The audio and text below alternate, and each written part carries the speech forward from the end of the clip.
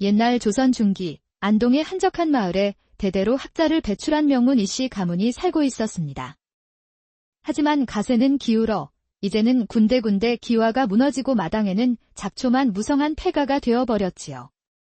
이 집의 외아들 28살의 이선주는 가문을 일으킬 생각은 않고 매일같이 술과 벗하며 세월을 낭비하는 한량이었답니다. 인생 뭐 있나? 마시고 즐기는 게 최고지. 자, 한 잔 더 들게나. 그래, 선준이 말이 맞다. 공부는 머리 아픈 자들이나 하는 것이고. 우물가에 모인 동네 안악들은 혀를 차며 수군거렸습니다. 쯧쯧, 저런 노총각한테 어느 집 처녀가 시집을 오겠어? 집안 꼴도 저 모양인데. 그러게 말이야. 조상님들이 무덤에서 통곡하시겠네. 그런데 놀랍게도 이웃마을의 가난한 선비 박처사가 자신의 막내딸을 시집 보내겠다는 소식이 들려왔습니다. 그 아가씨의 이름은 박서화. 나이는 18, 가난 속에서도 맑고 총명하기로 소문난 처녀였지요. 혼례를 사흘 앞둔 저녁, 서화의 어머니가 딸을 조용히 안방으로 불렀습니다. 서화야, 내게 줄 것이 이것밖에 없구나. 어머니의 손에는 낡은 비단 보자기 하나가 들려 있었고 그 안에서는 은은한 옥빛을 내는 아름다운 비녀가 모습을 드러냈습니다. 우리 집안 대대로 내려오는 것이란다. 부디 이것이라도. 그때 마당 밖에서 막내 동생의 배고프다는 칭얼거림이 들려왔습니다. 집안의 쌀독은 바닥을 보인 지 오래였죠. 어머니, 이 비녀를 파세요. 뭐라고? 서화야, 그게 무슨 말이냐? 내 혼수품인데. 동생들이 굶주리는데 옥비녀가 무슨 소용이겠어요. 대신 아버지께서 평생 손수 정리하신 그 책을 혼수로 가져가겠습니다. 그 책에는 아버지의 지혜와 혼이 담겨 있으니 옥비녀보다 1000배는 더 귀한 보물입니다. 그날 밤 옥비녀는 쌀 한 가마니와 바뀌었고 가족들은 오랜만에 따뜻한 밥을 먹을 수 있었습니다. 혼례 당일 혼례상 위에는 작고 낡은 책 한 권만이 덩그러니 놓여 있었습니다. 혼수라는 게 고작 저 낡아빠진 책 한 권이라니. 가난해도 너무하군. 그러게나 말일세. 앞으로 저 집 살림도 뻔하겠어. 하지만 선준의 아버지는 그 책을 받아들고는 깊은 탄성을 내뱉었습니다. 이것은 세상 어디에서도 구할 수 없는 귀한 보물이로구나. 박처사의 평생이 담긴 책이라니. 글은 사람을 살리는 법이지. 잘 왔다, 우리 아가야. 너희 지혜가 우리 집안의 빛이 될 게다. 그렇게 서화는 낡은 책 한 권과 함께 새로운 삶을 시작했습니다. 서화는 매일 새벽같이 일어나 살림을 꾸려나갔지만 남편 선주는 여전히 술친구들과 어울려 밤늦게야 취해 돌아왔습니다.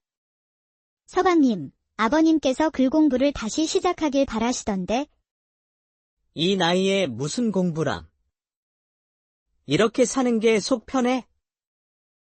잔소리 말고 잠이나 자. 그해 가을, 극심한 흉년이 닥쳤습니다. 쌀이 떨어지자 서화는 이른 새벽산으로 올라가 귀한 약초와 나물들을 캐왔습니다. 아가야, 이게 다 무엇이냐? 우리는 그저 잡초인 줄만 알았는데. 친정에서 배운 것들입니다. 아버님. 몸에 좋은 약초들이에요. 어느 날 서화는 남은 나무를 팔기 위해 장터에 작은 좌판을 폈습니다. 그때 선준의 친구 길동이 그녀를 발견했습니다. 어이쿠, 이게 누군가? 이선준 마누라 아니신가? 혼수로 책 한 권 가져오더니 이제는 나물 장사까지 하시네. 여러분, 구경하세요. 밥상은 풀떼기요. 혼수는 헌책 한 권인 대개 새댁이십니다. 구경꾼들이 몰려들어 키득거렸지만 서화는 얼굴만 붉힐 뿐 아무 대꾸도 하지 않았습니다. 귀한 산나물입니다. 조금 깎아드릴 테니 좀 사가세요. 서화는 나무를 모두 팔아 그 돈으로 등유 한 병과 종이 한 뭉치를 샀습니다. 그날 밤 장터의 비웃음은 사라지고 그녀의 방에만 따뜻한 등잔불이 환하게 켜졌습니다. 이듬해 봄 술 친구들이 모두 농사일로 바빠지자 선주는 홀로 집에 남아 무료한 시간을 보내고 있었습니다.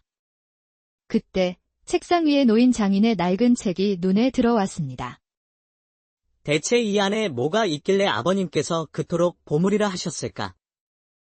호기심에 책을 펼친 선주는 첫 장부터 눈을 뗄 수가 없었습니다. 그곳에는 지루한 경전 구절이 아닌 장인이 직접 터득한 공부법과 세상을 보는 깊은 통찰이 가득 적혀 있었기 때문입니다. 글을 아는 것과 글로 세상을 이롭게 하는 것은 다르다. 후자야말로 선비의 참된 도리이다. 선주는 시간 가는 줄 모르고 책에 빠져들었습니다. 자신이 얼마나 헛된 세월을 보냈는지 뼈저리게 느끼기 시작했죠. 어허, 이게 무슨 일이냐? 해가 서쪽에서 뜨겠구나. 아버지, 이 책은 정말 대단합니다. 글이 꿀처럼 달게 느껴집니다. 그날부터 선주는 마음을 다잡고 진짜 공부를 시작했습니다. 부인, 장터에 가서 책을 좀 더 사와야겠소. 이 책만으로는 부족할 것 같구려. 정말이십니까, 서방님? 잘 다녀오세요. 제가 노자를 챙겨드리겠습니다. 하지만 장터에서 책을 고르던 선준 앞에 길동이 나타났습니다. 이 사람아, 여기서 뭘 하나? 설마 진짜 공부라도 할 셈이야. 이 나이. 그런 딱딱한 것 말고 오늘 기생집에 새로운 기녀가 있는데 구경이나 가세. 한 잔만 하고 오면 되지 않나. 선주는 잠시 흔들렸고 결국 친구를 따라 기생집으로 향하고 말았습니다. 그날 밤 술에 취한 길동이 선준의 집에까지 따라와 책상 위의 책을 보더니 비웃었습니다. 이게 뭐야? 고작 이런 종이 뭉치가 그리 대단하다고. 길동이 책을 함부로 만지려다 그만 손에 들고 있던 술잔을 엎지르고 말았습니다. 먹물과 술이 번지며 소중한 글자들이 얼룩지고 말았지요. 안 돼. 이를 어찌하면 좋단 말인가? 미안하네.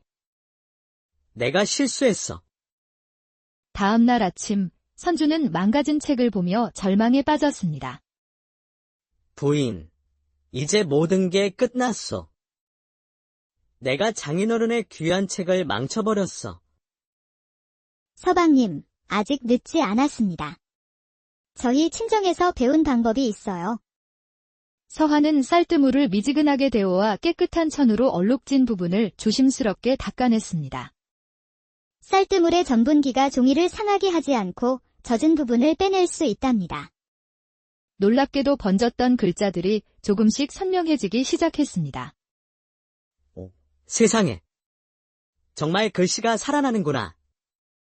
이제 들기름을 발라 종이 섬유를 보호하고 무거운 돌로 눌러 말리면 됩니다. 다음 날 책은 기적처럼 되살아났고 선주는 아내의 지혜에 깊이 감동했습니다. 하지만 며칠 후 마을 이장이 급히 찾아와 청천벽력 같은 소식을 전했습니다. 선준이, 큰일 났네. 이번 과거 등록이 사흘 뒤에 마감이라고 하네. 향교까지는 꼬박 이틀 길인데. 뭐라고요? 지금 당장 떠나지 않으면 등록조차 할 수 없다는 말씀입니까? 그날 저녁 마치 때를 맞춘 듯 길동이 다시 찾아왔습니다. 이보게, 현실을 보게나. 사흘 안에 등록하는 건 불가능해. 그냥 다음을 기약하고 오늘은 나랑 한잔하는 게 어떤가? 선준이 갈등하고 있을 때 서화가 조용히 방으로 들어와 등잔에 기름을 가득 채우고 심지를 돋우어 불을 더욱 밝혔습니다. 한쪽에는 기생집의 화려하지만 금방 꺼질 불빛이, 다른 한쪽에는 작지만 밤새도록 꺼지지 않을 등잔불이 있었습니다. 선주는 두 불빛을 번갈아 보다가 마침내 결심한 듯 입을 열었습니다. 길동아, 미안하지만 술은 오늘을 밝히고 글은 내일을 밝히는 법이라 했다. 나는 내일을 택하겠다. 책 몇 장 봤다고 사람이 바뀔 줄 알아. 분명 후회할 게다. 부인, 당장 내일 새벽에 길을 떠나야겠소. 다음 날 새벽, 선주는 아내와 부모의 배웅을 받으며 길을 떠났습니다. 부인, 당신이 등불을 켜준 덕분에 내가 갈 길을 찾았소. 고맙소. 선주는 무사히 등록을 마치고 돌아와 2달간 치열하게 공부했지만 첫 시험에서는 낙방하고 말았습니다. 서한은 그저 말없이 따뜻한 밥상을 차리고 등잔불을 밝혀주었을 뿐입니다. 다시 책을 편 선주는 책의 마지막 장에서 장인이 남긴 글꼴을 발견했습니다. 학문은 남에게 보이기 위함이 아니라 세상을 밝히기 위함이다. 벼슬이란 백성을 섬기는 자리임을 잊지 말라. 이제야 알겠다. 이제야. 선주는 눈물을 흘리며 진짜 공부의 의미를 깨달았습니다. 부인, 이것은 그저 책이 아니라 삶의 길이요. 참된 선비가 걸어야 할 길이었습니다. 서방님, 아버지의 뜻이 드디어 서방님 마음에 닿았군요. 그날부터 완전히 다른 사람이 된 선주는 3년간 밤낮으로 공부에 매진했습니다. 마침내 다시 과거 시험이 다가왔을 때 길동은 마을에 악의적인 소문을 퍼뜨렸습니다. 여러분, 선준이가 가진 그 책은 사실 과거 답안을 모아놓은 책일지도 모릅니다. 그러니 3년 만에 실력이 늘었지요. 소문은 일파만파 퍼져 결국 향청에서 조사를 나왔습니다.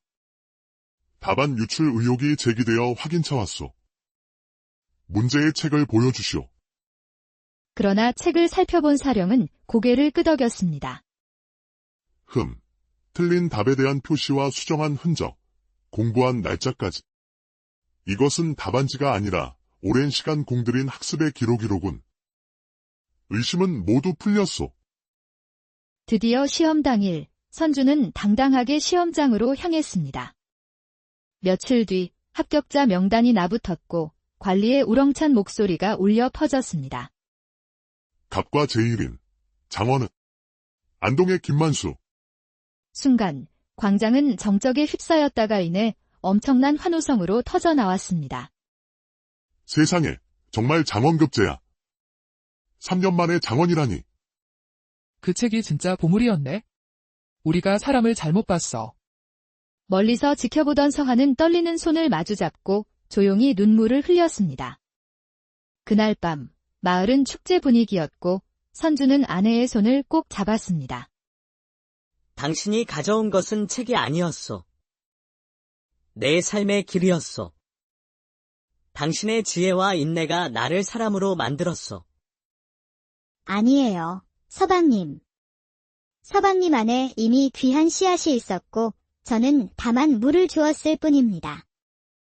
아가야, 내가 우리 집안을 일으켜 세웠구나. 진정한 보물이 무엇인지 이제야 깨달았다. 그때 길동이 고개를 푹 숙인 채 다가와 무릎을 꿇었습니다. 선준아, 미안하다. 그리고 형수님, 정말 죄송합니다. 제가 너무 어리석었습니다. 일어나게, 길동아. 다 지나간 일이다. 저는 불을 켰을 뿐입니다. 그 불빛을 따라 들어올지는 각자의 선택이지요. 부디 술 대신 등잔을 고르시길 바랍니다. 이후 선주는 청렴한 관리가 되어 백성을 섬기는 삶을 살았습니다. 그는 흉년이 들면 자신의 녹봉을 털어 백성을 구휼했고 글 모르는 이들을 위해 야학을 열었습니다. 한 집안을 살린 작은 등불이 이제 온 고을을 밝히는 횃불이 된 것입니다. 세월이 흘러 손주들이 무릎에 앉으면 노인이 된 선주는 늘 같은 이야기를 들려주었습니다. 얘들아, 세상에서 가장 값진 혼수가 무엇인지 아느냐? 그것은 금은보화가 아니라 진실한 마음과 지혜란다. 너희 할머니는 옥비녀 대신 낡은 책 한 권을 가져오셨지만 그것이야말로 우리 가문을 일으킨 진짜 보물이었지. 낡은 책 한 권과 현명한 아내의 등불 하나가 한심한 한량을 나라의 동량으로 만들고 몰락한 가문을 다시 일으켜 세웠다는 아름다운 이야기는 오늘날까지도 많은 이들의 가슴에 깊은 울림을